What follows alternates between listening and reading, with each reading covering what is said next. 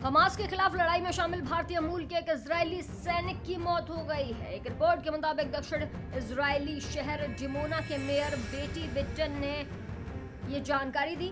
Mayor ने कहा कि गाजा में लड़ाई के दौरान मारे गए इजरायली लड़ाकों में एक 20 वर्षीय भारतीय मूल का इजरायली सैनिक भी शामिल था। उन्होंने कहा कि स्टाफ सार्जेंट हलेल सोलेमन डिमोना से थे।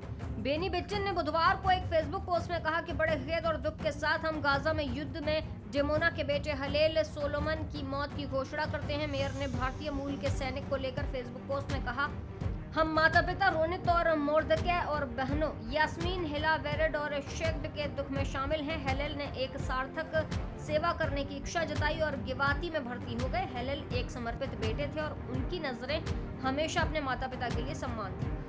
अपार गुणों के साथ वो दान, नम्रता और विनम्रता में विश्वास रखते थे। मेयर ने लिखा, पूरा डिमोना शहर उनके निधन पर शोक मना रहा है। गाजा में अभी भी जंग जारी। रिपोर्ट के मुताबिक गाजा में लड़ाई में कम से कम 11 इजरायली सैनिकों की मौत हो चुकी है। इजरायली प्रधानमंत्री बेंजामिन नेतन्याहू ने जंग में कठिन युद्ध और दर्दनाक नुकसान के रूप में बताया और जीतने तक लड़ाई जारी रखने की बात कही। बता दें कि 7 अक्टूबर को दक्षिण इजराइल पर हमास के घातक हमले में कम से कम 1400 लोग मारे गए। हमास ने 200 से ज्यादा लोगों को बंधक भी बना लिया। रिपोर्ट्स के मुताबिक गाजा में इजरायली हमलों में 8000 से ज्यादा लोग भी मारे गए। फिलहाल हमास के खिलाफ लड़ाई में शामिल भारतीय मूल के एक इजरायली सैनिक की मौत हो गई, जिस पर खेद जताया गया है।